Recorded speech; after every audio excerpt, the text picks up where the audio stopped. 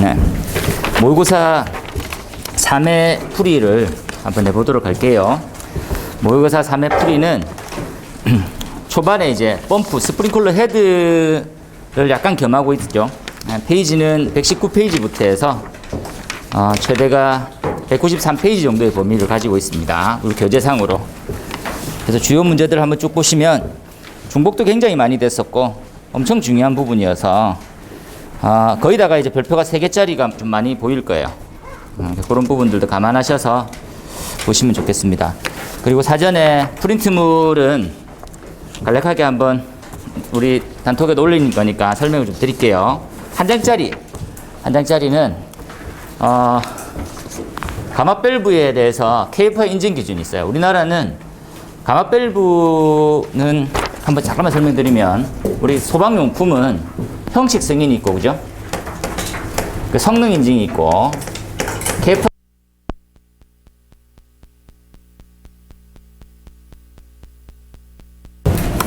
네.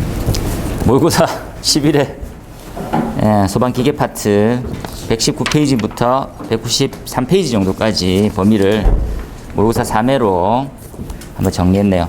그 전에 나눠드린 프린트물을 잠깐 보시면 한 장짜리 프린트물은 뭘 넣어놨습니까? 가마 밸브에 대한 기준으로 넣어놨어요.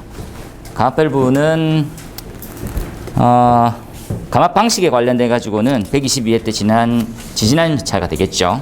나왔었는데 가마 밸브도 한번 나와줬으면 좋겠다 해서 또 뭐 나올 수 있을까에 대한 범위로 KFI 인증 기준에 대해서 한번 요약해서 넣어놨습니다. 요약이라 하지만 법안을 이제 카피해서 넣어놔서 좀 보기 힘드실 것 같아요. 나중에 이제 수업 시간에 조금 더 자세히 한번 설명드릴 거고, 그죠? 그리고 그 2페이지를 넘어가시면 그 뒷페이지에 가마 밸브 사이즈를 선정할 때 필수한 조건이 있어요. 이 조건들을 체크해서 한번 읽어보시고, 요 CV 값이라고 하는 유량계수가 있습니다. 유량계수. 이 유량계수는 우리 교재에 나와 있는 공식하고 똑같기 때문에 그 공식을 통해서 한번 넣어보는 걸로 할게요. 그 부분. 그리고 우리가 이제 소방용품을 선정할 때 형식 승인 기준, 성능 인증, KFI 있는데 각각 항목이 다 다르다고 그랬었죠. 그리고 필수는 형식 승인이고요. 성능 인증하고 KFI 인증은 우리가 기본적으로 봤었을 때는 선택의 문제입니다. 선택. 이 제품이 더 낫더라라고 하는 부분이죠. 그 중에서 반드시 해야 되는 몇 가지가 있는 것 중에 성능 인증에서는 대표적인 예가 설계 프로그램, 가스계 소화 설비 설계 프로그램이 좀 중요하게 보시면 좋겠고, 가마 밸브는 다른 데 기준이 잘 없어요. 없어가지고 KFI 인증 기준이 있고, 좀 비싼 외산 밸브, 뭐 우리는 스파이럭스 사코라든지 외산 밸브들이 있어. 가마 밸브 걔네들은 UL이라든지 FM 외국 기준을 승인받았는데 국내에 있는 형태 밸브는 아직까지 외산에 대한 충족 조건은 안 맞더라고. 그래서 요 정도 KFI 인증 정도까지만 받았는데, KFI 인증 기준은 도대체 뭐가 있을까요? 했었을 때 우리가 이제 감압에 관련되어 있는 필요 기준이라는 게 있을 거예요. 그 형태를 지금 한 4가지 정도로 정리해서 압력 설정, 유지, 방출, 그리고 압력 비례시험 4가지로 정리했어요. 이런 부분들 내용이 굉장히 똑같습니다. 거의 닮았어. 그래서 그 부분만 체크해가지고 요약하면 그래 긴 내용도 아닙니다. 25점짜리 정도로 범위로 볼 수 있는 범위여서 한번 보시라는 거니까 참조하시고요. 그 다음 나오는 프린트물은 내진입니다. 내진. 그죠? 내진이 거의 다 바뀌었어요. 거의 전부. 그래서 다음 시험에는 10점짜리 하나, 25점짜리 하나는 무조건 나올 건데 지금 최종 추출 중에 있고 정리 중에 있습니다.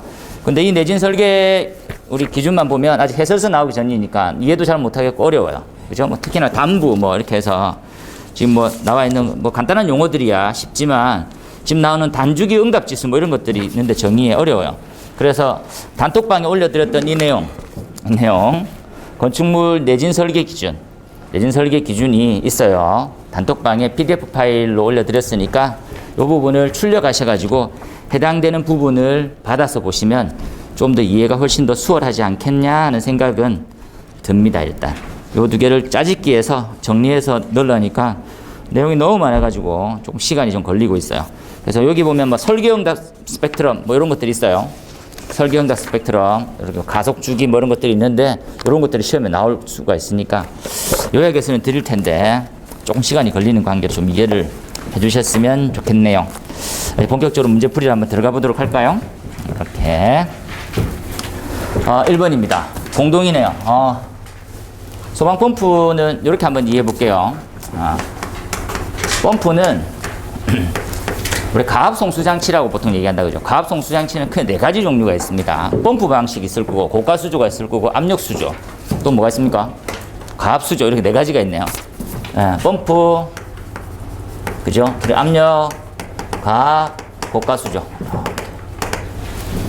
가장 많이 쓰고 있는 것은 펌프 방식. 이렇게 한번 생각해 보세요. 그리고 고층화될수록 또 많이 쓰고 있는 형태는 고가 수조 방식을 많이 써요.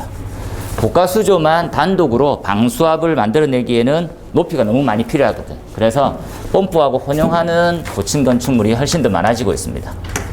고가 수조 쓰면 당연히 우리 수원은 건축물의 옥상에 구비되게 되겠죠. 이렇게. 그리고 가까운 범위는 펌프를 통해서 들어가고요. 그리고 그보다 좀 더 아래쪽에 있는 것은 낙차 유지가 되니까 낙차한 만큼 그때부터 방수압이 나오기 시작하는 거예요. 그 형태가 있으니까 참조해서 보시고. 그럼 이 펌프는 가압을 시켜줘야 되는데 어떤 문제점이 있을까요? 한번 생각해 보는 거지. 문제점이 있는데 굉장히 중요한 문제점이 4가지가 있어요. 4가지. 그 중에 시험에 제일 많이 나오는 형태가 첫 번째 공동이에요. 공동 현상을 잘 쓰기가 쉽지 않습니다. 잘 쓰기가 쉽지 않은 이유는 내공이 있는 척 쓰기가 쉽지 않아. 그렇죠? 맨날 똑같이 외우죠. 외운 거 쓰고. NF, SE가 AV가 R이보다 크면 안 생깁니다. 뭐 이렇게. 요 부분 좀 잘하려고 하면 이렇게 이해하면 좋겠어요. 그죠? 에너지 관점. 에너지 관점으로 해서 에너지로 이렇게 각 부분의 에너지를 다 확인하니까 우리가 이해를 했던 게 수두로 표현했었을 때 베르누이예요. 베르누이. 이 부분을 좀 많이 잘해야 될 것 같아요. 좀 많이 잘해. 이 중에서 특히나 우리 알아야 될 것들은 뭐가 있을까요? 이렇게 얘기하면 동압과 정압의 관계를 좀 잘 알고 있으세요. 이렇게. 그죠? 그걸 한번 딱 생각하면 되겠지. 그러면 하고자 하는 내용의 의미는 뭡니까? 라면 결국은 공동은 증기화된다는 거야. 증기, 그죠? 액체 속에 있던 형태가 빠져나온 거지. 그럼 기초적인 지식은 이 그림이었어요. 이렇게 해서. 이렇게. 그죠? 고체, 액체, 기체상에서 대기압 기준점일 때는 0도하고 100도였었는데 압력이 더 떨어질 경우에는 낮은 압에서도 기체는 충분히 가능하단 말이에요. 그죠? 그럼 어떻게 하면 이 지금 온도 T 낮아질까요? 이렇게 생각해 보면 되지. 그죠? 한번 순서대로 한번 가볼까요? 이렇게 될 수가 있을 거예요. 속도가 빨라지면요. 어떤 구간에 압력이 낮아져요. 그죠? 이 압력이 뭐보다 낮아지면요. 이렇게 해서. 그죠? 우리가 말하는 해당 물의 포화 수증 기압보다 낮아지게 되면요. 그때는 전기가 발생돼요. 전기. 공동이 생기는 거지. 한 번 더 이해해 보세요. 이 공동이 생긴 대로 쭉 가면 돼. 근데 얘네들은 꼭 터져. 그죠? 파괴가 되는 거지. 파괴가 됐을 때 가장 약한 부위부터 갉아먹는데 어느 정도 파괴력이냐면 금속들도 다 떨어져 나가요. 그래서 그 정도로 심해지는 거지. 그래서 우리가 그 부분에서 가장 약한 부분은 임펠러예요. 임펠러는 황동으로 만들기 때문에 임펠러가 구멍이 뽕뽕뽕뽕 뚫리는 데로 가요. 결국은 형태가 소화실패로 가는 거지. 소화실패 이렇게 이해합시다. 그러니까 중요한 부분은 이 펌프가 4가지 가장 큰 문제점이 있는데 결국은 뭡니까? 이 문제로 인해서 불을 못 끄게 되는 거예요. 이렇게. 그게 가장 큰 문제야. 그게 개요에 와야 돼요. 생각 외로 많이 생기고 있어요. 그 원인도 많이 잘 알아야 되는 거고. 그런 부분들도 보자는 거지. 그죠? 그러면 어떻게 하면 빨라질까요? 이렇게 한 거지. 그죠? 이렇게 한번 이해해 볼게요. 면적이라든지 직경을 작게 하면 속도가 빨라집니다. 당연하다. 그죠? 그래서 요 면만 활용을 또 할 수 있어요. 이렇게. 그걸 갖다 우리는 감압 밸브 이렇게 얘기할 거야. 그죠? 또 현장에서는 감압 오리피스라고 또 부르는 장비를 쓸 수 있습니다. 이렇게. 맞습니까? 또 어떻게? 벤출이라고 하는 효과를 쓰게 돼요. 맞습니까? 이렇게 굉장히 많이 쓸 거예요. 그래서 이 관계는 절대 까먹으면 안 돼. 그래서 베르누이가 내가 정말 잘하는 척 하면서 공동을 접근해 줘야지. 그리고 이제 기초적인 양념 샥샥 해서 하면 좋을 것 같아요. 그죠? 그리고 실제로는 그게 얼만큼 필요하냐는 거지. 그래서 이 관계가 이렇게 화살표에서 추가로 손실의 문제예요. 손실의 문제. 손실이 어떻게 작용합니까? 얘를 나는 수두로 표현해 줬으면 좋겠어요. 이런 거지. 수두로 표현했던 그림의 형태가 야 발생되는 형태고 가용한 범위는 얼마냐. 야 생길 수 있는 부분은 MPSH 우리가 알아는 R이고요. R이고 우리가 환경상으로 조절이 가는 형태는 MPSH AV가 돼요. 이렇게. 그래서 MPSH AV라고 하는 놈이 R이보다는 크게만 유지하면 공동은 생기지 않아요. 이렇게. 그 형태로 아직 갈 거지. 그 부분으로. 그래서 이런 부분이 설명이 좀 되어 있는지를 볼 거예요. 설명이 좀 되어 있는지. 그러면 MPSH R하고 또 어떻게 연결됩니까? 이렇게 화살표 볼게요. 그죠? 그러면 내가 펌프를 사게 돼. 펌프를 샀어. 이 펌프가 어떤 특성을 가지고 있는지를 알고 싶은 거야. 특성. 펌프는 다른 특성을 가지고 있지 않고 무슨 특성을 가지고 있습니까? 하면 세 가지를 가지고 있어요. 첫 번째. 얘네들 양정 얼마큼 나오냐? 유량 어떻게 될 것 같아? 야, 축동력 얼마지? 야, 그리고 효율 좀 알아보면 안 되겠어? 이렇게 봐요. 이게 펌프의 특성이에요. 펌프 특성. 이 양정일 때, 이 유량 얼마 나오고, 이 유량일 때 이 양정 얼만큼 나오니, 그걸 알아보는 게 끝이에요. 그죠? 이 형태를 알려고 하면, 이 펌프가 가지고 있는 고유한 형태, 계산식을 통해서 알 수 있어요. 그 형태가 비속도라고 정리가 돼요. 비속도. 비속도는 무차원수가 아닙니다. 비속도는 계산 공식에 의해서 드러나져 있는 수치예요. 그래서 이 비속도만 보면, 어떠한 특징이 있구나를 알 수가 있어. 이 중에서 구해지는 형태, 이 형태가 이렇게 정리될 수 있어요. 이렇게 한번 비속도를 통해서 구해지는 형태로 다시 한번 해보세요, 그죠? 비속도 공식을 양념처럼 이렇게 한번 써놓을게요. 회전수에 우리가 말하는 양정과 유량 안 되네요. 유량과 양정이 있어요. 이 관계식이 이 관계죠. 그래서 1, 2, 3, 4 단수가 높아지면 우리가 양정이 어떻게 바뀔 것이. 요거도 한번 계산해 볼 거예요, 좀 이따가. 여기서 나와 있는 이 수두 수치. 이 수두 수치가, 이렇게. 흡입 양정이라고 보통 불러요. 흡입 양정. 그래서 흡입할 때 얼만큼이 필요하냐라는 것들이 나오는 거지. 그보다 설치했었을 때 얼만큼 유지가 된다라면 괜찮은 거예요. 이렇게 흘러갈 거예요, 이렇게. 이렇게 흘러가져 있는지만 판단하면 되겠지. 잊지 말아야 될 것들은 내가 잘 쓰기 위해서는 기본, 그리고 에너지적인 관점에 베르누이적 정리, 늘상 같이 접근하세요. 그 다음에 나온 형태가 이런 형태. 평이한 형태지, 평이한 형태. 그 형태를 좀 봐주시면 좋을 것 같아요. 그 다음 또 뭐가 있을까요? 라면 나중에 가서 다시 하겠지만, 이번이 바로 나왔으니까 말씀드릴게요. 두 번째, 공동현상 말고 서징이 있어요, 서징. 서징은 예상 문제 있으니까 잘 알고 있으세요. 서징은 마찬가지예요. 서징도 어떻게 잘하면 되겠습니까? 에너지적인 관점으로 가면 돼. 근데 에너지적인 관점을 설명하기가 좀 쉽지 않기 때문에 최근 나와 있는 책의 경향대로 좀 따라갈 거예요. 일반적으로 두 펌프가 있습니다. 두 펌프가. 비교를 해줄 거예요. 그죠? 한 펌프는 산형을 그리잖아요. 우하향 곡선을 그리고 어떤 펌프는, 어떤 회는 우상향선을 그리고 있어요. 이렇게. 맞습니까? 그럼 쉽게 얘기하면 이 고개를 넘어가기가 쉽지 않은 형태. 의 문제점이 생겨요. 어떻게 고개를 넘어가기 쉽지 않을까요? 하면 다시 팬을 기준점으로 했었을 때 덕트가 너무 손실이 커. 손실이 크면 밀어내지지가 않는 거야.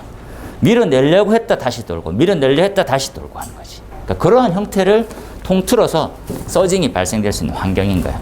첫 번째, 이 팬의 특징이 우상향 곡선을 가지고 있어. 되겠습니까? 그리고 내보냈는데 손실이 너무 많이 발생돼. 또는 공기가 저장되어 있는 통이 하나 있든지 밸브가 닫혀 있든지 그러면 못 넘어가. 그러니까 그러한 여러 가지 조건이 5가지 정도, 4가지 정도 되는데 그게 다 만족시킬 때는 서징이 발생해요. 문제가 뭡니까? 라면 우리의 그 유동 구간이라는 걸 보세요. H라고 하는 또는 P 정압에 관련돼서 Q 똑같은 형태예요. 하지만 우리의 펌프라든지 팬의 유동 구간이 이렇게 움직여야 돼요. 체절과 정격 사이, 체결과 과부하 사이를 움직여야 돼. 하지만 서징 형태로 만족하게 되면 서징이 조건이 딱 되는 순간 유동 구간이 이렇게 안정적으로 바뀌어요. 못 넘어가. 실제 불을 꺼야 되는데, 실제 재현을 공급해야 되는데 못한다고. 그걸 자세히 알아보자는 거지. 그렇죠? 서징이 예상 문제예요. 서징은 114회 때 나와서 충분히 가능성이 있어요. 한번 볼까요? 세 번째 봅시다. 세 번째는 수격이에요. 수격도 똑같아. 수격도 여기서 갖고 올 거예요. 이렇게 갖고 올 거예요. 수격도. 되겠습니까? 수격의 가장 특징이 뭡니까? 그러면 얘네들은 유동이 급정지가 됐을 때, 자, 유동이라고 하는 부분이, 움직이는 부분이 급정지가 됐어요. 급정지의 대표적인 예가 뭡니까? 라고 하면, 쉽게 얘기하면 버터플라이를 닫을 때도 생길 수가 있고요. 그리고 심각할 때는요, 정전이 되면 바로 멈춰버려요. 그럼 수격이 쿵쿵쿵쿵쿵 생깁니다. 아니면 아무 생각 없이 눌리는 거. 오프, 뭐 이런 것들. 그래서 얘네들은 한마디로 해결하면 천천히 열었다 닫았다고 하면 없어져요. 천천히. 밸브를 또는 펌프를 천천히 기동시키고 천천히 정지시키면 절대 생기지 않는 형태예요. 그럼 도대체 어떤 원리로 생길까요? 가장 단순한 형태다. 그죠? 유동이 발생되고 있다라는 것들이지. 맞습니까? 그러면 속도 차이가 발생할 거예요. 이렇게. 맞나요? 그리고 또 속도 차이는 압력 차로 나와. 이 압력 차의 형태가 내압보다도 크게 되면 파손이 돼요. 요건 계산해 볼 거예요. 이렇게. 좀 이따가 공식을 통해서 계산해 볼 거니까 한번 보도록 합시다. 그죠? 수격도 비슷한 식이에요. 예상 문제지. 네 번째가 얘 때문에도 발생될 수 있고 다양한 원인이 발생될 수 있는데 과열이에요. 과열은 하지 않는 그냥 가장 우리 자주 하던 릴리프 밸브와 릴리프 체절 운전과 이런 용어들이 연관이 되어 있어요. 이런 말들이 연결이 다 되어 있어. 그죠? 체절 운전하게 되면요, 과학과 수온이 상승하게 됩니다. 이런 말을 쓰지. 그 수온을 상승하기 위해서 순환배관 안에 붙어 있다고 하는 릴리프를 개방시키면 됩니다. 이렇게 얘기하는 거지. 되겠습니까? 그 부분만 좀 한번 보자는 거지. 그죠? 그래서 얘가 제 넘버원이고요. 그리고 시기상으로 나올 수 있는 시기가 되는 거 한번 체크하시면 됩니다. 뭐 빠져있는 거 한번 보도록 할까요? 이렇게.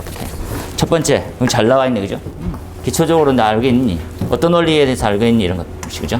그래서 우리가 말하는 어떻게 하면 전기가 될까요에 대해서 조금 더 상세히 잘 알고 있으시면 되겠어요. 결국은 문제점이다. 그죠? 불 안 꺼질 거예요. 그 원인하고 그 다음에 대책 관련된 거. 원인을 알면 대책을 잘 알 수 있는 부분이니까 참고해서 보시고. 일반적으로 우리가 설계할 때 어떻게 합니까? 이렇게 설계를 해요. 이렇게 해서. 다른 사진을 한번 좀 이따 수업 시간에 보여드릴 테니까 보통 이제 1.3이니까 이렇게 되는 거지. 이렇게. 그죠? 양전곡선을 기준점으로 보게 되면 이렇게. 맞습니까? 그래서 이 부분을 H 부분이다. 그죠? H를 좀 더 낮게 만들어주는 거하고 똑같은 형태예요. 한번 더 보여드릴게요. 좀 이따가. 답을 잘 쳤어요. 서징입니다. 서징은, 자, 이번에 서징 현상에 대한 원인 메커니즘 대책을 해라. 서징은 그림을 그려서 움직이는 게 가장 좋을 거라고 말씀드렸었고요. 그림을 그린 형태는 간단한 설명과 그 제대로 되어 있는 이런 부분들 활용해서 조금 더 보여주시면 좋겠습니다. 그죠? 요거는 수업 때 한번 해볼게요. 그죠? 2번으로 가면, 요 범위가 이렇게 생각하시면 됩니다. 요렇게 움직일 수 있어요. 우리가 이거 기사, 관리사하고 조금 차이가 이제 관리사님들은 우리하고 좀 비슷해졌어요. 그죠? 배우는 범위가 좀 비슷해졌는데, 성능 곡선이라고 해서 요렇게 한번 정리할 거예요. 펌프의 성능 곡선은 양전과 유량에 대한 공식으로 이렇게 보는 거예요. 곡선이. 그리고 되게 웃긴 거는, 약간 이차 함수를 띄고 있지, 이렇게. 맞습니까? 이렇게 띄고 있어요, 기본적으로. 그러면 실제로 우리가 펌프가 움직이는 구간에 대해서 전격점이라고 하는 불 끄는 지점은 어딥니까? 여기에요. 여기 이제 100%를 계산하고 살고 있어요. 이렇게. 하지만 배관의 유치가 흐를 때, 그죠? 마찰 손실은 분명히 발생하거든. 마찰 손실은 낙차를 뺀 출발부터 이렇게 움직여요. 이 형태가 유동적으로 움직인다고. 낙차는 변하지 않죠. 근데 유량에 대한 변화가 생길 때마다 이렇게 움직일 수도 있고 이렇게 움직일 수도 있다고. 왔다 갔다 해요. 그 범위가 지금 1번하고 2번 지점을 움직였었을 때 팬에 대해 성능 저하라든지 팬에 대한 문제점이 생기나 안 생기냐. 정상 유동일 때는 생기지 않아요. 정상 문제일 때는. 하지만 비정상적인 곡선을 가질 때는 생길 수 있어요. 대표적인 예가 이 곡선의 형태를 이렇게 따지자는 거지. 이렇게 생길 때. 됐습니까? 그때 이렇게 되면 어떻게 될 거냐는 거예요. 되겠지요? 요 구간 범위 내에 움직이게 되면 어떻게 되냐는 거지. 이렇게. 그게 여기 나와 있어요. 지금. 되겠습니까? 결국은 요 구간으로 했었을 때는 5바이트가 나와요. 5바이트가. 그러니까 저항이 너무 커서 여기서 넣는 힘보다도 더 커서 역류하게 돼요. 압력상. 그러니까 그것도 한번 보자는 거지. 이렇게. 그죠? 기본적으로 했을 때 수업 때 조금 더 자세히 말씀드렸는데 1번 점에서 2번 지점으로 이동했어요. 유동 곡선이 조금 옮기자마자 그때 우리가 말하는 곡선에 해당되는 압력만큼 가요. 이 부분을 잘 이해하세요. 이 부분은 압력. 잘 표기해 주세요. 이 곡선이 뭔지 설명이 잘 안 돼 있어. 다들 빠뜨리면 어떡해. 이 곡선이 뭐예요? 말하면 안 본 사람이 아무도 없다고. 그죠? 저항 곡선, 그리고 정압에 가는 곡선, 그리고 이게 Q예요. 우리 말하는 유량의 곡선. 되겠습니까? 그래야지 설명이 나머지 좀 더 수월해지면서 편하게 흘러가요. 2번일 때 3번 되고, 3번일 때 4번에 대한 유량 형태로 가는 거지. 그죠? 이동돼서 이게 덕트 저항이 되는 부분이고, 여기에 해당되는 부분으로 5번에 해당, 이 압력만큼 벌리게 돼요. 이 압력만큼 바깥쪽이 걸리게 돼서 못 밀고 나가게 되는 현상이 생깁니다라고 하는 게 문제점이에요. 그러니까 못 밀고 나가니까 하고 난 다음에 멈추는 거예요. 돌다가 스탑이 되는 거지. 그래서 다시 재스타트 하더라도 또 못 넘어가고 멈추고 또 못 넘어가고 멈추고 해서 약간 실제로 이제 소음을 들어보면 공동 현상이 발생되면 임펠러가 모래를 돌렸을 때 소리쳤나요? 팍팍팍팍 틀면서 다다다다다닥 하면서 그럼 구멍이 뽕뽕뽕뽕 나요. 이렇게 나고 얘네들은 이렇게 돼. 가다가 안 돼.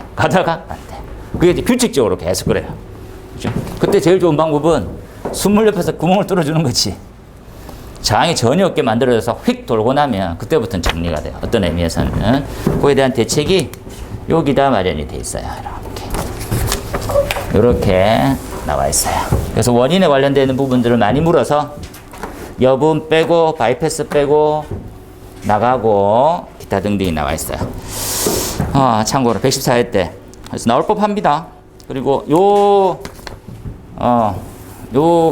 그림이 나올 수 있는 분이 쓴 책에 나와 있던 거예요. 그러니까 외우세요. 3번에 잘했습니다. 이렇게 심플하게 이런 것들도 3번에 가마밸브가 가마밸브는 또 맨날 얘기하지만 맨날 잘 쓰는 사람이 없어가지고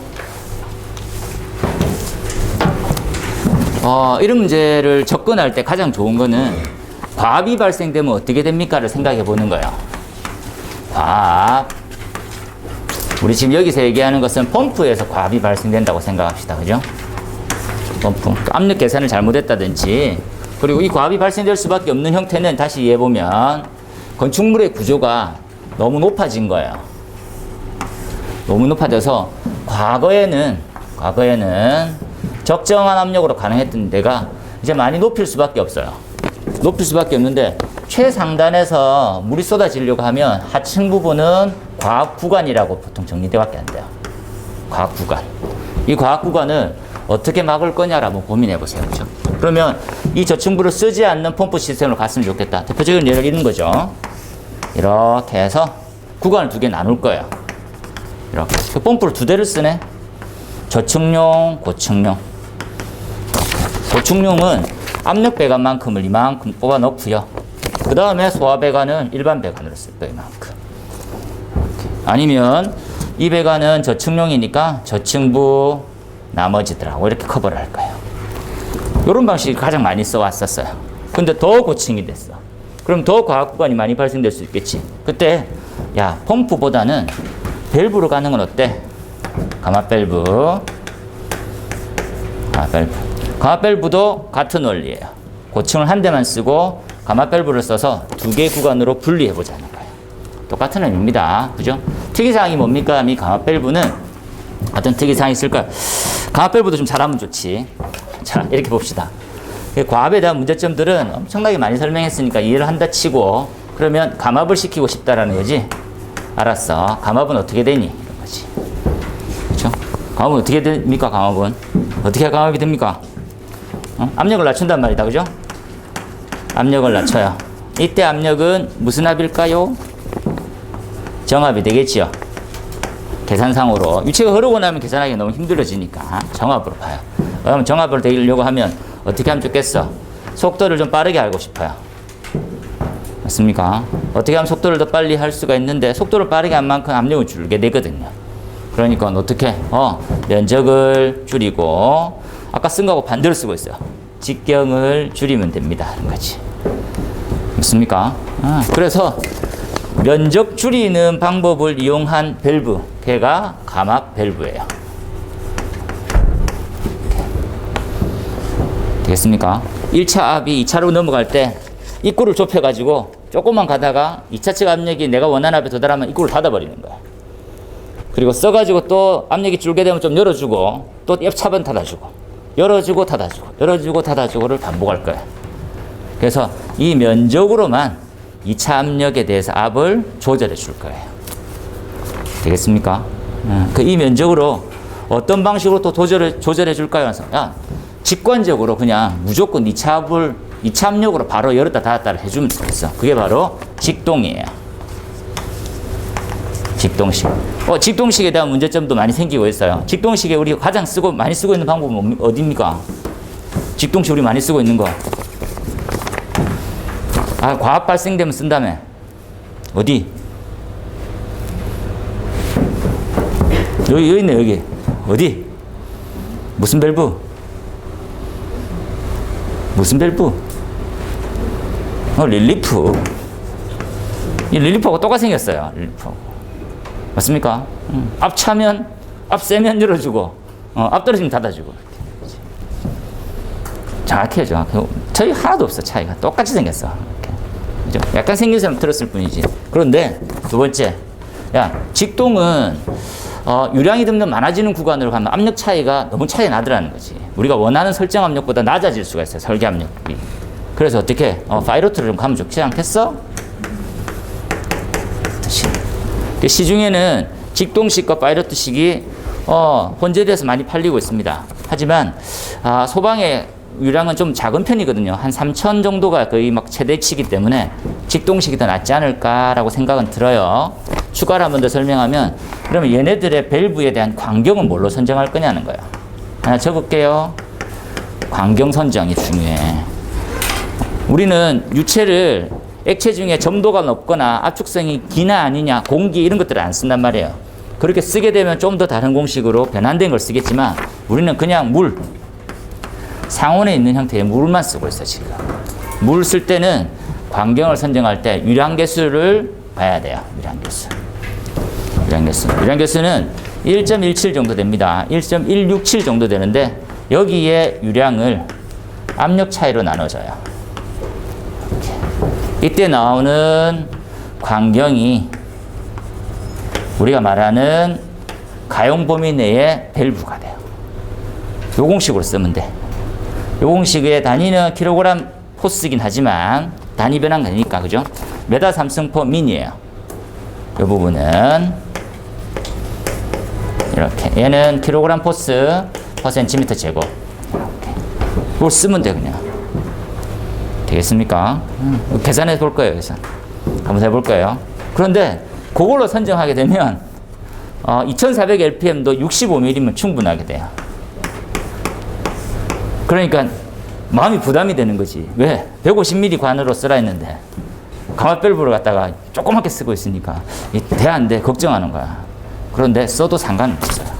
기능상에 전혀 문제 없습니다. 문제는 뭡니까 하면, 얘네들은 1차 압력, 즉 가마 밸브 기준점으로 가마 밸브 이렇게 그릴 건데, 가마 밸브의 2차 측에 설정되어 있는 이 압력 기준으로 되면 이 압이 좀 부족해져서 유량이 줄게 되는 현상이 생겨요.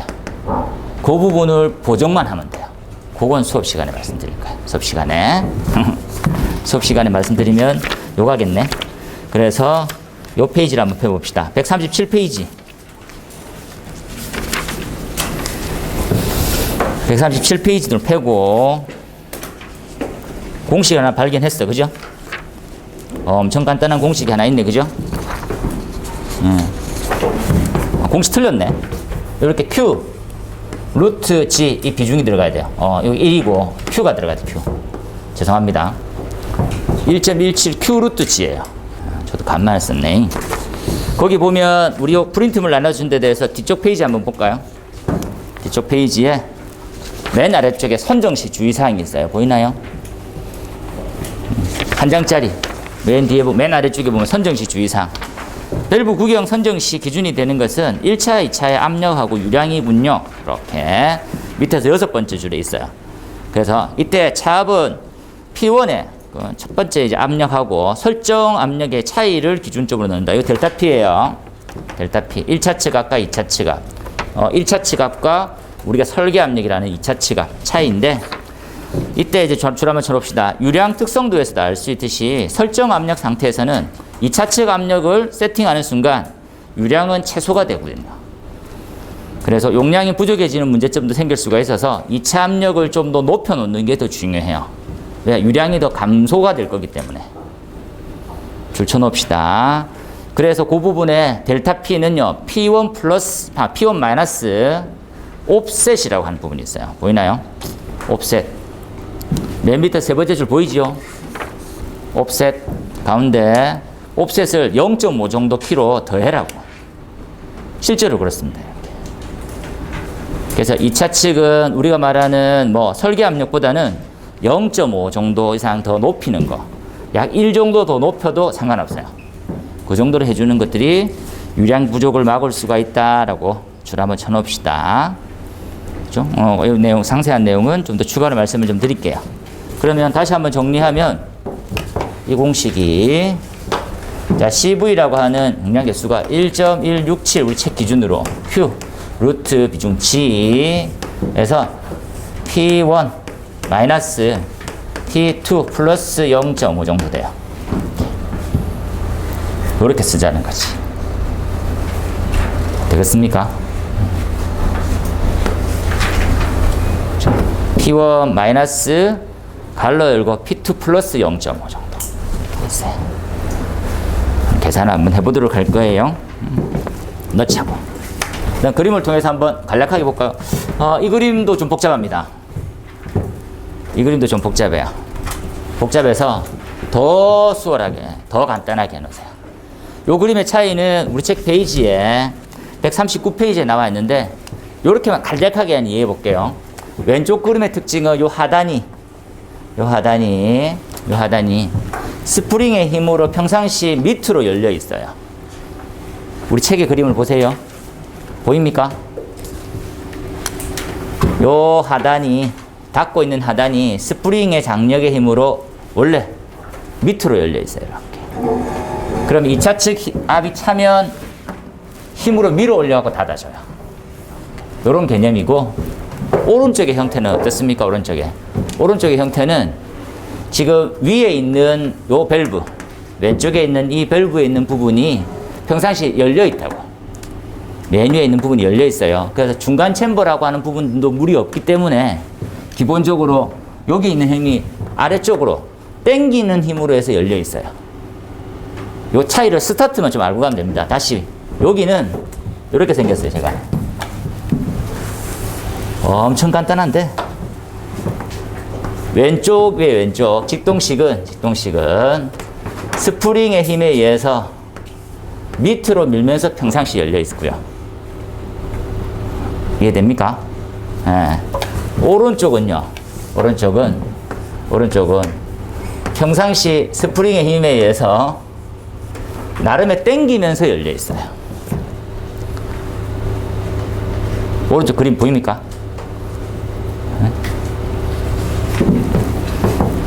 리액션이 전혀 없어진 거 보니까 전혀 이해를 안 하고 있는 분위기예요. 요 부분 요렇게 이렇게 잘 그렸네요. 이렇게 평상시 상태. 평상시 둘 다 열려 있다고. 열려 있는데 얘네들은 스프링의 힘으로 밀어 넣는 걸 세팅해서 유체가 이렇게 흘러가고 있다고. 되겠죠?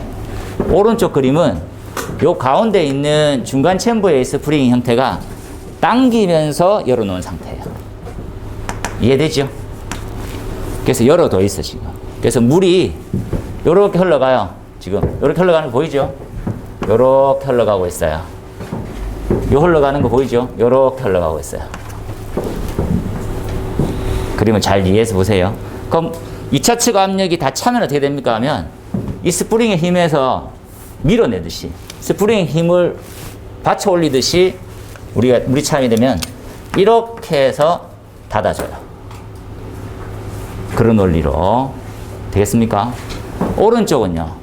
이 스프링의 힘을 같이 눌러가지고 닫아줘요.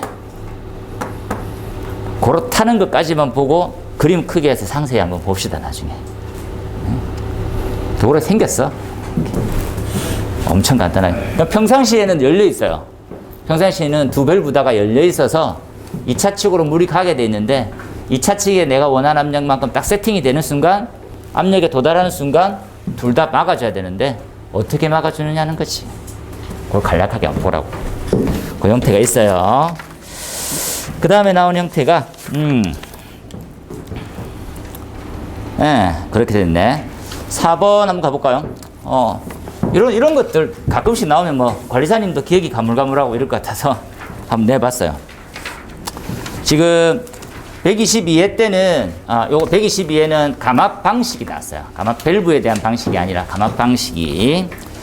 4번은 87회 때 나왔어요. 82회 때.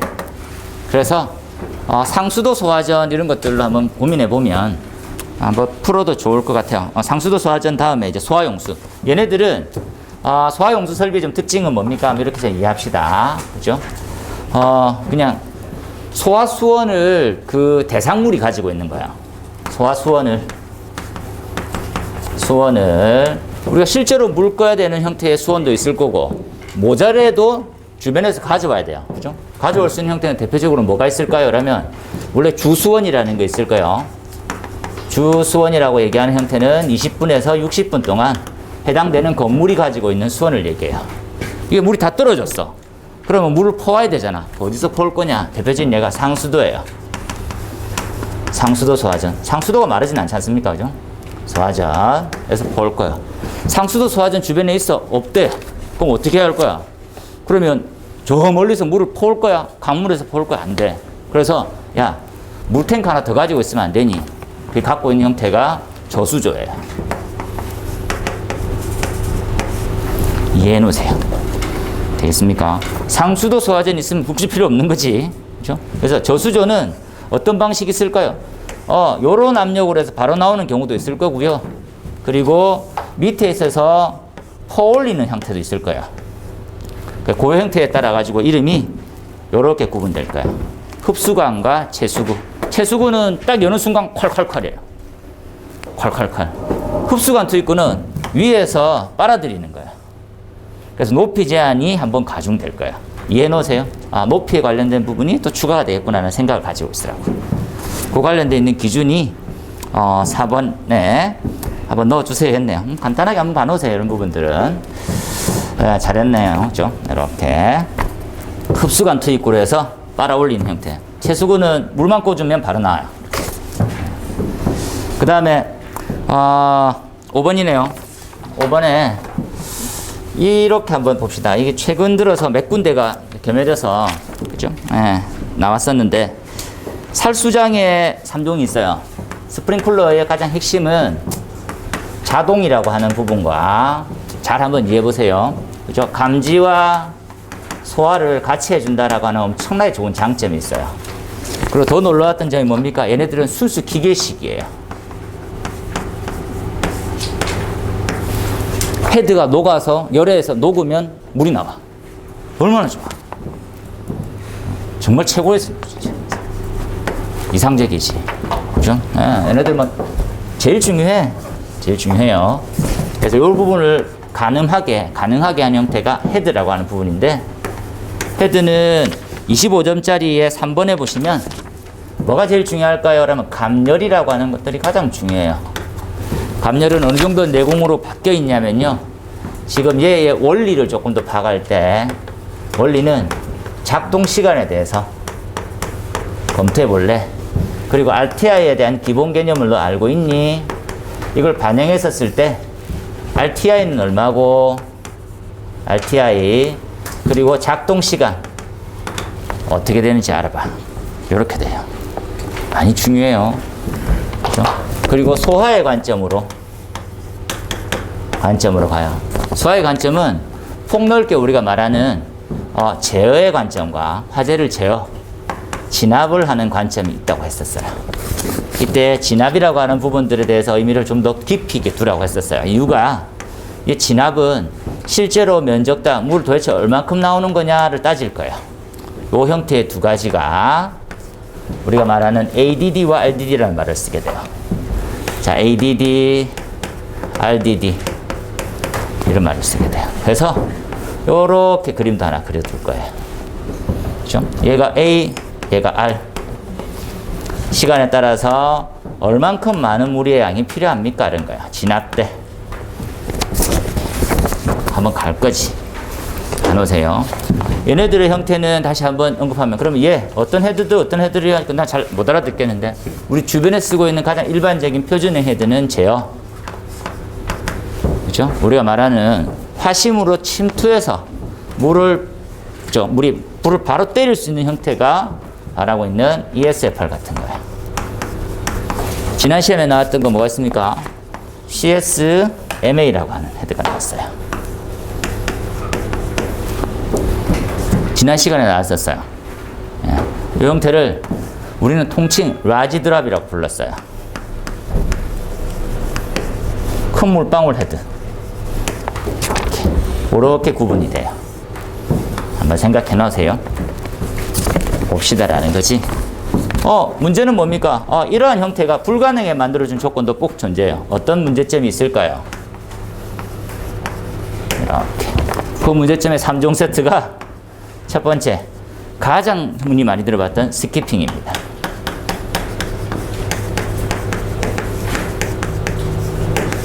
네. 스킵이 영어로 뭡니까? 도저히 말을 안 듣는데 스킵해야 되겠네. 이런 거 있죠? 네. 뭡니까? 너 빼고 이런 말이죠. 건너뛰임 이런 말입니다. 건너뛰면서 다 해결이 돼요. 왜 건너뛰임? 만약에 헤드를 촘촘하게 만약에 달아놓으면 어떤 문제가 생깁니까? 이 헤드가 먼저 터져버렸어. 터지면서 화심으로 못 가고 옆을 적시고 있어요. 이렇게 물 코팅을 시켜주고 있어. 화재가 확 커져버리면 다 터지겠지. 그런데 적당히 줄여들면서 커져나가면 얘는 건너뛰는 거예요. 그래서 얘만 개방이 돼. 불은 이만큼 커져 있는데 왜 안 터지는 거지? 그러면 살수밀도가 안 나와서 불이 안 꺼질 거예요. 이해됩니까? 건너뛰는 놈을 스키핑이라고 불러요. 됐나요? 왜 그럴까 한번 생각해 보면 되지. 만약에 똑같은 온도를 안 해놨어. 얘 온도가 약해. 그럼 얘가 먼저 터져. 그러면서 주변을 다 적셔버려. 간격을 좁혀놨어. 그래서 한 놈 터지고 안 터지고 터지고 안 터지고 문제가 생길 수 있지. 그래서 어떻게 기준이 돼 있을까 보는 거지. 두 번째입니다. 두 번째는 콜 솔더링이에요. 콜 솔더링입니다. 콜 솔더링이 무슨 뜻이에요? 콜 솔더링. 솔더링이 뭡니까? 솔더링.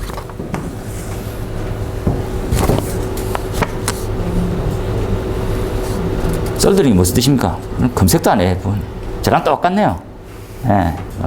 옆 책 뺏기고 이 책 뺏기고 해갖고 뭔 내용인지도 모르고. 솔더링은 납땜이라 생각하시면 됩니다. 납땜. 납땜이 식었어요. 퓨즈 타입에 대해서 우리가 감열체가 막고 있는, 그죠? 그 감열체가 열에 의해서 완전히 날아가야 되는데 조금 녹았었을 때 물이 질질 새면 납이 그대로 붙어 있어요. 그래서 더 이상 물이 떨어지잖아요.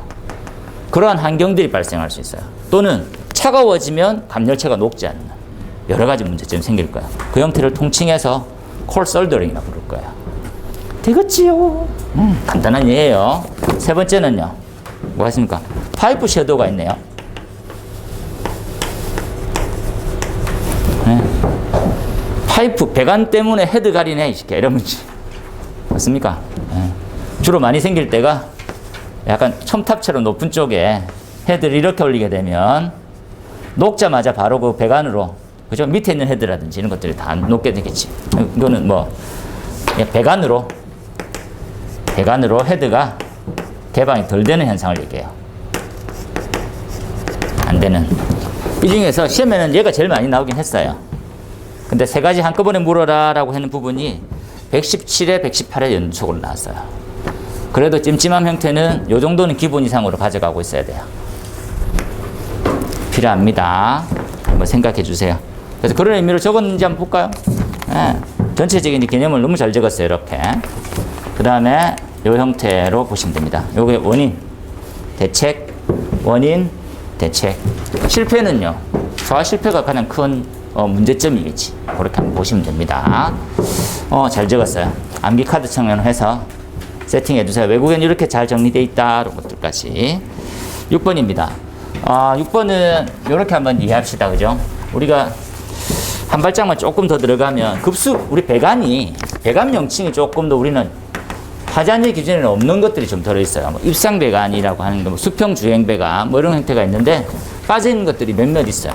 그러니까 배관에 대한 이렇게까지만 한번 연결해 봅시다라고 얘기해 볼게요. 배관의 첫 번째 종류 한번 알아보세요. 입상강, 그죠? 예. 그리고 수평 주행 배관, 뭐 이런 말 쓸 거예요, 그죠? 예. 입상관, 수평 주행 배관, 그리고 있죠? 교차 배관. 교차 배관이 있고, 가지 배관. 배관 등. 특히나 시험 문제에서는 가지 배관은 잘 알고 가실 거지요? 이렇게 물을 수 있어요. 교차 배관에 청소구 달리 있을 거예요? 까지만 생각하고. 한번 생각해 보세요. 그다음 여기서 두 번째. 이렇게 한번 예상할 수 있지. 이렇게 해서 방식은요. 그러면 지난 시간에 했던 토너먼트냐 트리 방식이냐 가지 대신에 트리라고 쓸게요. 또 뭡니까? 루프냐 그리드냐 한번 생각해 보세요. 요렇게 다시 전환했어요. 50층 이상이면요. 그리고 토너먼트 트루는 스프링클러에서는 안 돼요. 이렇게 했었고 한 번씩 다 또 올렸으면 좋겠어요. 어떤 특징이 있니? 가볍게 한번 봐놓으세요. 세 번째는 어떤 문제가 있습니까? 어떤 형태? 그러면 급수배관이라고 하는 정의 들어봤어? 급수배관은 송수구 수원부터 헤드까지예요. 수원에 해당되는 거 송수구 수원부터 어디까지? 방수구 헤드 등까지 요 모든 계통을 얘기해요. 아닌 놈도 있겠지. 예외. 대표적으로 어디 있습니까? 뭐뭐뭐 있죠? 급수배관 아닌 놈. 이건 급수배관 아닌 것 같아. 이게 뭡니까? 예? 충화펌프 라인은 아니래요. 이건 잘 안 나오겠지만, 왜? 예? 어디? 우리 배관 짱 있잖아요. 개통도 이렇게 몇 번 그려보라 했잖아요. 여기 써놨네. 배관 개통 10번 그려보라고. 한 번도 안 그린 사람들이 거의 많지. 그러면서 안 외워진다고 이렇게 얘기를 하더라고. 어딥니까? 성능시험 배관 아니죠? 맞습니까? 또 드레인 해당사항 없어요. 드레인 배관 라인. 같이 한번 묶어볼게요. 이런 라인은 뭘 또 안 해도 됩니까? 뭘 또 안 해도 돼요? 템파 스위치. 문제에 너무 충실한 거 아닙니까? 급수하면 템파 들어와야지. 젓가락 까면 숟가락 와야지. 이런 건 똑같은데요. 뭘 안 해도 됩니까? 내진이죠. 자기가 뭐에 관심 있는지 다 나오는 거네. 보온에 관심이 많으시구나. 단열재. 좋죠. 내진하지 않습니다. 내진하지 않는 예외사항도 잘 이해해놓고 같이 겸해서 보세요. 딱 떠오르면 좋다라는 거지. 이렇게 읽을 때. 그죠? 그럼 반드시 무슨 장치를 해줘야 되느냐? 템퍼 스위치를 해줘야 돼요. 이 템퍼 스위치는 쉽게 얘기하면 비접점으로 개방이 되면 수신기 확인시켜준다는 그런 형태가 있어요. 그죠? 그 부분까지 해서 개통을 한번 보면서 어디가 필요했었지? 이래 보니까 이 정도가 필요하대요. 되겠습니까? 그래서 어떤 문제점이 있을까? 실무적으로 하면 펌프를 다 하나의 템퍼 스위치를 쓰는 경우도 가끔씩 있어요. 펌프를. 웃기지 않습니까? 이 펌프 이렇게 있는데 들어오는 쪽도 있을 거고 나가는 쪽도 있을 거잖아요. 이 두 개를 하나 한 회로로 묶어놔. 얘 열어도 불 들어오고 얘 열어도 불 들어오고. 돈 아끼려고. 심지어 최악의 경우는 펌프가 두 대 있는데 둘 다 하나로 떠요. 어휴 뭐 이러면서. 그래서 하나로 만드는 것보다는 분리해서 해야지 유지관리가 좀 더 철저하고 잘 될 수가 있습니다. 그런 부분들 확인하시고 나머지 읽어보면 모르는 부분 없으니까 가능할 것 같아요. 7번으로 넘어가 볼까요? 7번은 건식 밸브인데 건식은 또 나옵니다. 건식은 118회 때 한번 나왔었고요. 그리고 뒤쪽에 있는 워터 클라이밍이라든지 뭐 기본적인 거, 그죠? 마중물에 해당되는 부분들이 시험에 나올 수 있어요. 168페이지 한번 넘어가 보면 168페이지에 보고 가셨으면 좋겠어요. 그렇죠? 그래서 건식은 건식 한번 간단하게 한번 전체 한번 잠깐만 견쳐볼게요. 2, 3분만 해볼게요. 건식은 어떤 특징이 있습니까? 하면 1차는 가압수가 있고요. 이때 1차라고 하는 형태는 밸브를 기준점으로 했었을 때 들어오는 쪽 라인을 1차, 나가는 쪽을 2차라고 부른댔어요. 우리의 유수검지 장치, 즉 일제 개방 밸브의 모든 명칭은 2차 측의 형태가 뭘로 되어 있느냐에 따라 결정이 돼요. 그렇죠? 그래서 이 건식은 영어로 드라이라고 부르지. 드라이 밸브. 그러니까 2차 측이 어떻게든지 비었다나 건조한 상태로 만든다는 거죠. 여기 뭘 집어넣습니까? 라는 형태는 2차에 압축 공기를 집어넣는다든지 또는 질소를 집어넣어요. 질소. 되겠습니까? 압축 공기를 집어넣다 보니까 무슨 장비가 필요합니까? 에어 컴프레셔 SSOR인가 이렇게 되죠. 공기 압축기라는 게 필요해요. 우리나라에 기준이 없기 때문에 네모 쳐서 가려고 NFPA 이렇게 치면 책에 있습니다. 잘 한번 반호 들어가세요. 공기 압축기. 그러면 1차는 가압수가 당연히 있을 거고 2차의 압축 공기에 대해서 이 압력비가 굉장히 중요해요. 그러니까 압력에 대한 비, 힘의 차이, 그죠? 얘를 갖다 우리는 파스칼의 응용으로 볼 거예요. 파스칼 응용 굉장히 단순한 형태다. 그죠?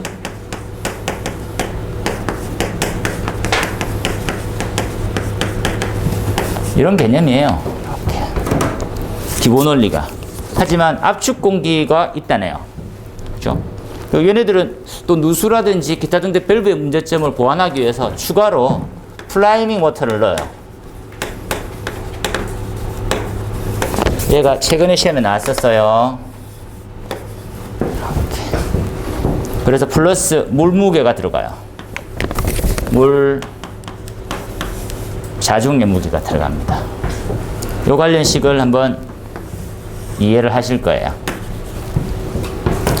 그럼 이 플라이밍 모터가 더 많이 쌓이게 됐었을 때는요, 밸브가 안 열리는 장애가 생겨요. 그걸 갖다 우리는 물 기둥 현상, 클라이밍 워터라고 불러요. 문제점입니다. 이렇게. 얘도 시험에 나왔었어요. 네. 되겠습니까? 딱 깨놓고 얘기합시다. 2차 측 공기가 압력이 세면 셀수록 어떻게 안정적으로 닫고 있는 장점, 반대편은요, 반대는 잘 안 열릴 수도 있어요. 2차 공기가 더 많을수록 이 공기는 어떠한 장애가 됩니까? 하면 이렇게 봅시다. 단점으로 한번. 드라이 밸브에 대한 단점. 그죠? 장점은 뭡니까? 그러면 주차장 쓸 수 있죠. 주차장 어떤 동파 우려가 있는 장소 쓸 수 있다라는 거. 단점이 더 많아요. 맞습니까? 공기 빠질 때까지 물은 안 나요. 지연이 발생돼요. 공기량에 따라서 이때 공기량은 배관의 내용적과도 연관이 됩니다. 지연이 발생돼요. 그래서 화재 안전 기준에 도입됐어요. 맞습니까? 시험 장치. 그 시험에 나와요, 이번에. 그게 지금 정성스럽게 설명하고 있는 중이에요. 왜 나온다? 없어. 무조건. 외국에는 1분 이내에 물 쏟아져야 했는데 우리가 없었어요. 우리 이제 들어왔지. 야, 1분 이내 해. 배관 내용적이 얼마 이상이면 1분 이내야. 중요하게 볼 거야. 됐습니까? 이 지연을 정확한 명칭으로 방수 지연 시간이라 부를 거야. 방수 지연은 크게 뭘로 나눠집니까? 하면 지금 우리 문제 답이에요. 이렇게 두 가지. 무슨 시간입니까? 그러면 밸브 뚜껑이 열리는 시간이 하나 있을 거예요. 이렇게 그립니다. 이렇게 그리고 이렇게 정리하지. 얘가 A2, A1, T1, T2 마중물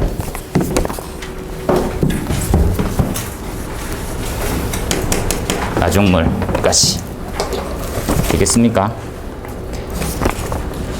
보세요. 결국은 힘의 논리예요. 한번 생각해 보세요. 이 뚜껑 열릴 때까지 이 뚜껑의 이름을 클래퍼라고 부릅니다. 클래퍼 개방될 때까지 걸리는 시간 1번 트립 타임이에요. 트립 타임. 그러면 또 지연이 또 발생돼요. 뭡니까? 뚜껑은 열렸는데 배관을 좀 더 공기를 빼내면서 물이 차가면서 헤드에서 물이 쏟아질 때까지. 그죠? 그 시간을 뭐라 부릅니까? 이송 시간이라 불러요. 트랜짓 타임이라 불러요. 되겠습니까? 요 두 시간이 다른 밸브에 없는 지연이 발생돼요. 그래서 얘는 지연합니다. 지연. 그걸 고민하자는 거지. 그림을 조금 더 추가로 그리면 돼요. 여기서 이렇게 하고 배관만 짜내면 됩니다. 이렇게 헤드 그리는 거. 아니면 관 하나만 해서 어렵지 않게 이렇게 물 쏟아질 때까지 걸리는 시간. 여기서부터 여기까지 걸리는 시간을 T2, 클래퍼가 열리는 데까지 걸리는 시간을 T1, 얘가 T1, T2. 그래서 어떻게 해결하면 되겠어요, 여러분? 2차 측에 있는 공기를 1차로 밀어 넣어서 클래퍼를 쉽게 열게 할 수 있어요. 그때 장비가 엑셀레이터라는 장비를 써요. 엑셀레이터 이렇게 책에 있습니다. 걔가 도움을 줄 거예요. 그리고 NFP에도 없는 정체불명의 이그조스트라는 놈이 있어요.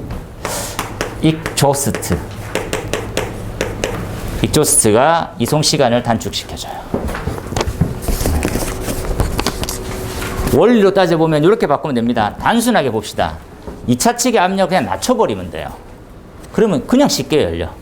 단점은 오동작이 발생되면 물바다가 될 수 있거든. 2차 측으로 물바다는 아니고 2차 측 배관에 물이 찰 수 있다는 거지. 그죠? 그러면 2차 측 압력을 점점 줄이면 되겠네요. 쉽게 설명해서. 왜? 유체역학적으로만 이해하면 된다. 그죠? P1, P2에 대한 관점만 잘 정리해서 밸브를 디자인하면 2차 측 압력은 점점 줄이면 되는 거예요. 점점 줄이면. 이게 대책이에요. 맞습니까? 그래서 우리는 저압식 밸브를 선호하고 있어요. 나아갈 방향입니다.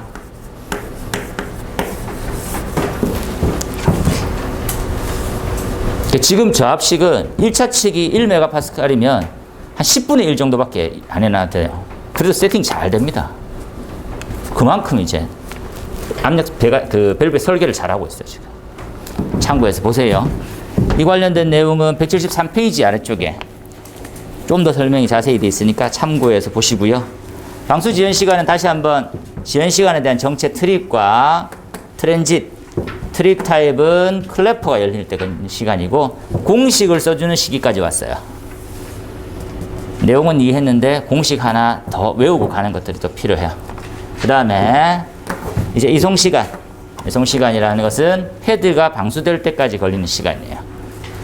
그래서 우리가 얘기하는 1분 이내에 해야 된다라고 하면 2시간이 더해진 거예요.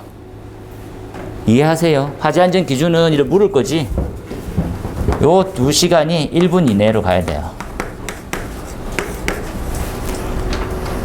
중요해요. 보세요. 그 다음 방수지연, 공식, 기본개념, 대책, 기본개념, 대책. 잘했어요. 8번은 수원 산정할 때 화재 안전 기준 한번 정리. 이건 뭐 표 외우고 계시면 좋겠어요. 한번 나옵니다. 별로 어려운 것도 아닌데 이제 나왔었을 때 그냥 뭐 그렇죠? 이게 엄청 간단하잖아요. 간단하게 외울 수 있으면 끝이지 뭐. 이렇게. 일단은 8번을 외우세요. 118회 때 한번 유사한 문제가 나왔었는데 뭐 요런 게 수원 산정하라는 말은 안 나오고 다시 이해하면 봅시다. 요걸 큰 그림처럼 말고 맛배기만 조금만 더 양념처럼 적어 놓으세요. 이 문제에 NFPA는 어떤 관점에서 NFPA? 소화 관점에서 어떤 소화? 스프링클러가 터졌을 때 불 꺼진다는 관점은 NFPA하고 NFSC는 같지만 조금 달라요. 왜 같지만 조금 다를까요? 라고 생각해 보면 얘네들은 위험 용도를 결정하고 그 용도에 따라 가지고 살수 밀도가 나오게 만드는 게 가장 핵심이에요. 위험하면 그에 맞춰서 살수 밀도가 높아져야 된다를 관점을 가지고 있어요. 우리는 용도는 알겠는데 좀 다르게 하고 있어요. 뭡니까? 라면 이게 억지로 맞추면 뭐 비슷하긴 해집니다만 조금 차이가 있어요. 뭐가 있습니까? 하면 기준개수라는 놈이 있고요. 기준개수 많이 터지게 될 거라고 하는 가정과 그리고 수평거리라고 하는 관점이 있어요. 이런 관점. 외국도 수평거리 분명히 존재하지만 우리 기본 관점이에요. 관점. 그게 좀 다르구나라고 생각해 놓으세요.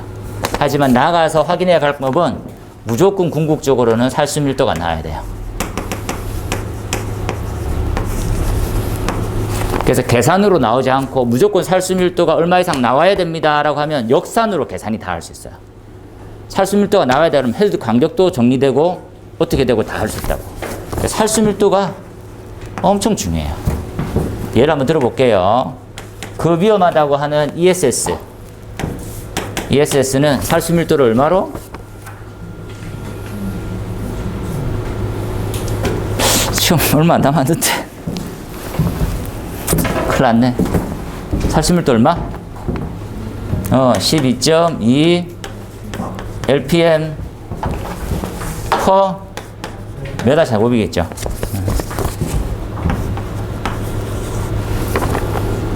자꾸 봐놓으세요. 자꾸. 그 관점으로 가자는 거예요. 그죠? 그래서 우리가 첫 번째 기준개수만큼 10개, 20개, 30개가 있고요. 그리고 수평거리 맞춰가지고 그리고 시간까지 좀 늘려가지고 이렇게 고민하고 있긴 있더라라고 생각해 놓으세요.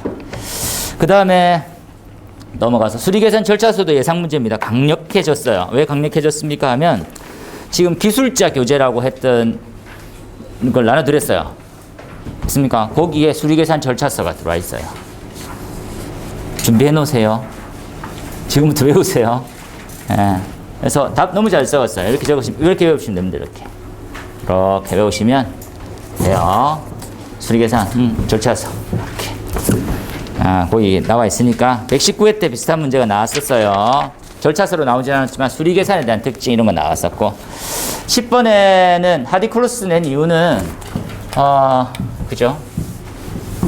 그냥 저는 뭐 하디클로스 하지 말자 주의인데 하디클로스는 요 정도 수준이면 하시고 10번 문제 같이 그러니까 절차에 관련된 것들 해라라고 하는데 이 절차는 지난해 차에 관리사 문제 나왔었어요. 그래서 저는 좀 하시길 바랍니다. 그래서 하디클로스에 대한 계산 방식은 SFP 핸드북에 있는 내용이에요. 근거가 명확하기 때문에 그 방식 그대로 순차적으로 외우기만 하면 됩니다. 내용은 조금만 이해하시고 그냥 외우세요. 이렇게 외우고. 근데 계산하는 문제가 많이 나왔으면 알아도 도전하지 마세요. 예. 참고로 지난 123회 때 4교시 문제 CO2 계산 문제가 빵점들이 많더라고요. 보통 계산 문제 요즘 빵 만점 안 주기로 이렇게 서로 약속되어 있는 것처럼 돼 있거든요. 조금만 쓰면 기본 점수라도 주지는데 빵점을 만들어 놨더라고. 야, 너 모르면 쉽게 하지 말지. 니 맞는지 내가 맞는지 본다고 귀찮아서 이런 거지. 열받은 거지. 빵점 있어요. 그에 비해서 만점도 나오더라고. 75점이 만점인데 71.2점이 있으세요. 만점. 그래서 요 부분들은 계산 문제면 고민을 심각하게 해주세요. 내 점수가 55점 이상 정도 되더라면 하지 마세요. 50점에서 55점 사이다 그러면 계산 문제 한번 도전해보세요. 다른 거 쓸 거 없을 때는. 그죠? 근데 기본적으로 10점짜리에 대한 절차는 암기하고 갑시다. 요만큼이에요. 10번까지 나와 있는. 이렇게. 정해져 있는 루트니까 꼭 한 번 더 정리해서 관노트로 가세요. 그 밑에 25점짜리는요. 25점짜리는 요렇게만 한번 적어 놓읍시다. 그렇죠? 저는 비속도를 되게 중요하게 보는 입장인데 간략하게 좀 보시는 분이 있어가지고 비속도는 좀 더 수업 시간에 상세히 설명할 텐데 앞쪽에서 했던 내용과 똑같아요. 펌프의 특성을 보자. 소환 펌프의 특성은 이상적인 형태가 얘랬었어요. 이게 양정이고 이게 유량이면 유량의 변화 속에서 일정 부분을 유지하는 거예요. 이게 가장 이상적인 펌프입니다. 우리 입장에서. 하지만 실생활의 펌프는 그렇지 않아서 최대한 이 형태가 비슷한지를 만나는 거예요. 이렇게 펌프. 얘 펌프 이름이 원심이면서 그죠? 우리가 말하는 터빈 다단 볼루트 이런 거 말로 쓰죠. 그 원심 펌프가 얘하고 닮았어요. 이 원심 펌프는 그죠? 원심 펌프는 비속도가 600 이하예요. 엄청 작습니다. 이 비속도는 구해볼 거예요. 여기 있는 공식으로. 이렇게.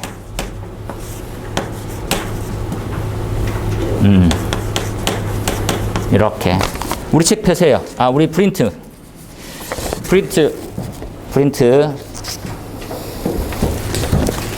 보세요. 프린트물에 여기 계산서 있는 요게 이제 우리가 말하는 성능시험 성적서예요. 펌프. 요 제일 처음에 펌프의 개요예요. 첫 번째 줄에 있는 거 줄 치세요. 스프링클러의 주 펌프. 요 제일 첫 페이지. 스프링클러의 주 펌프 줄 치고 알아야 될 사항은 뭡니까? 하면 다단 볼루트라는 거. 원심 펌프 중에 하나다. 그죠? 볼루트 방식을 써요. 볼루트 방식을. 보고 유량 줄 쳐놓으세요. 유량은 1000이에요. 1000 LPM. 보입니까? 유량은 1000이에요. 그리고 양정 줄 쳐놓으세요. 120m예요. 단수 별표 하나 치세요. 주의할 점. 네. 이거 안 받으신 분 빨리 받아가세요. 네. 잠깐만, 2개 더 드릴게요. 이렇게. 네. 자, 그리고 그 단수는 4단이에요. 그럼 요 공식에서 그리고 쭉 넘어가서 동력은 이렇고 어쩌구나. 동력 구할 때도 쓸 거고. 다음 페이지 넘어가 볼게요. 다음 페이지 넘어가니까 세 번째 페이지 한번 넘어가 보세요. 세 번째 페이지. 세 번째 페이지가 이런 모양이에요. 세 번째 페이지 우측 최상단에 가니까 회전수가 보여. 보입니까? 회전수가 1780이에요. 줄 쳐놓으세요. 1780. 이렇게.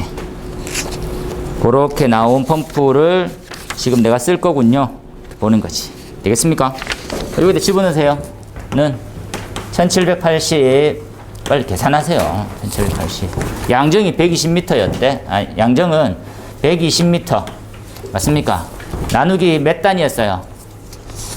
4단이었어요.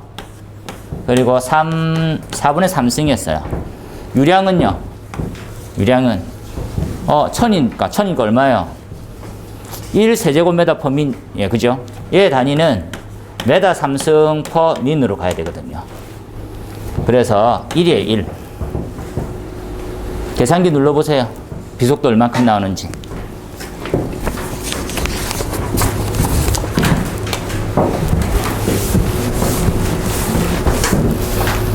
다시 1780 RPM, H가 120m, Q는 1000rpm. 있는 거 그대로 넣었어요, 언어를. 근데 단위가 여기는 메다 삼성 퍼 분이라고 하는 것만 주의하시면 돼요. 얼마 나옵니까?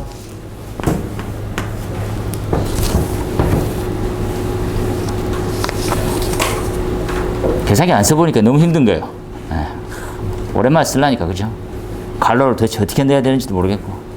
얼마 나옵니까? 얼마? 138.8 이렇게 나와요. 단위는 구겨 넣으세요. 마이너스 1승이고 RPM이고 이렇게 있겠다, 그죠? 넣으시면 됩니다. 138 나와요. 600보다 훨씬 더 작게. 되겠습니까? 우리 지금 쓰고 있는 펌프 정도예요. 그 밑에 있는 중화 펌프도 시간 내서 계산해 보세요. 중화 펌프는 단수가 없어. 공통적인 특징이에요. 중압은 그냥 1단이 전부 다 단수가. 해보세요.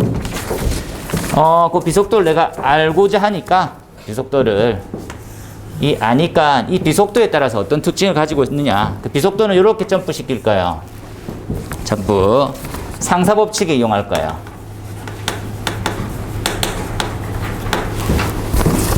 상사 법칙. 두 번째는요.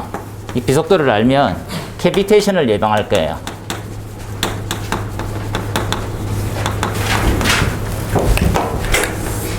여기서 하나 더 점프합니다. 보세요. 상사 법칙을 내가 안다고 하면요. 맞습니까? 그러면 뭐하고 뭐만 변경시키면 회전수와 뭐만 변경시키면 직경만 변화되면 우리가 알고 있는 어떤 성능들이 양정, 유량, 축동력, 효율 등이 증감이 가능하겠다라는 것을 예측할 수 있어요.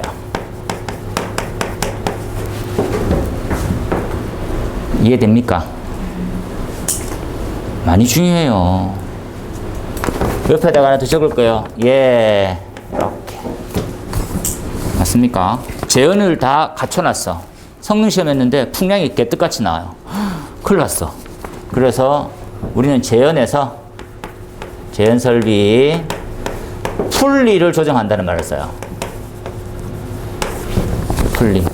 풀리라는 형태가 D를 크게 한단 말이에요. 이해됩니까? 풀리가 도대체 뭔데? 풀리가 이런 놈이에요.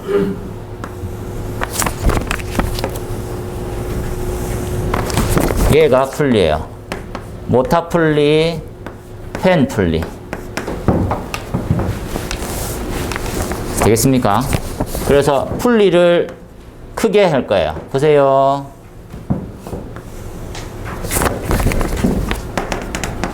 보입니까? 그러면 같은 회전수 하면요. 어떻게 되겠어요? Q가 증가하겠지. 이해됩니까? 같이 회전하면 바퀴가 더 커졌잖아요.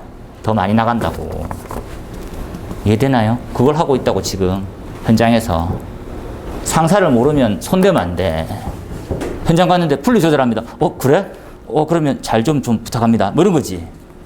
그게 뭐야, 기술사가.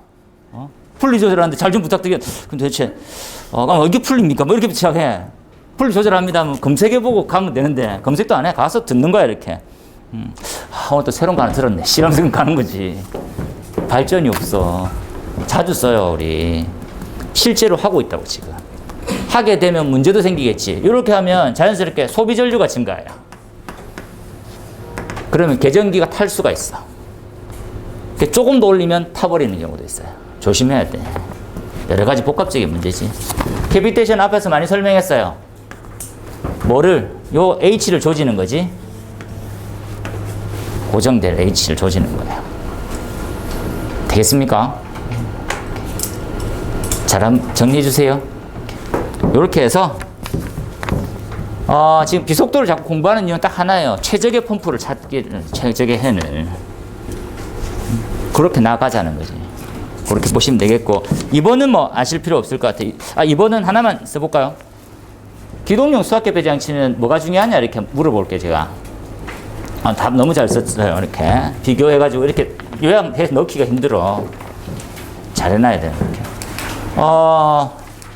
세 가지 3종 세트 공식은 정리해 두세요. 요거 연속 방정식에서 다시 한번 해볼까요?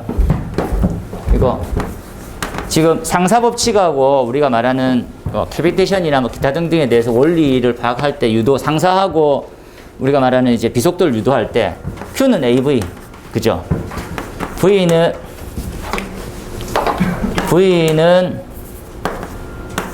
EGH 관계 대문자로 써놓을게요. 이제 구별하기 편하게 그죠? 그리고 속도는 또 둘레에 대해서 회전이에요. 파이 D의 N. 요게 이제 기본 공식이 들어가야 돼요. 이게 많이 중요해. 아냐 모르느냐. 이거 알아야지 유도를 하고 있다는 걸 보여줄 수 있어요. 외운 게 아닌 게. 잘 이해하세요. 그죠? 다시 한번 요런 축으로 이렇게 회전시키는 거야. 맞습니까? 둘레의 회전만큼 하면 속도가 나와요. 잘 한번 해보세요. 그죠? 이 어떤 단위입니까? 얘 단위예요. 맞습니까? 네. 얘는 미터 단위잖아요. 파이는 단위가 없으니까. 미터 퍼 세크가 나와요. 잘 한번 봐놓으세요. 요거 봅시다. 또 시간 너무 잘 먹었네. 기동용 수압계배 장치를 이렇게 바꾸는 이유는 그냥 딱 한마디로 하면 고층화 때문이에요. 고층화, 심층화 때문에. 정확한 누설에 대해서 그죠? 예, 펌프가 가동되길 바라는 입장이에요. 그래서 그거를 명확하게 선정하는 게 중요해요. 그래서 요거 다음에 형태가 압력 세팅이에요.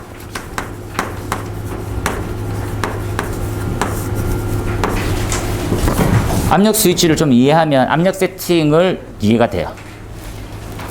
그리고 압력 세팅을 좀 이해하면 외국은 어떻게 하고 우리는 어떻게 하는 거냐 이런 거예요.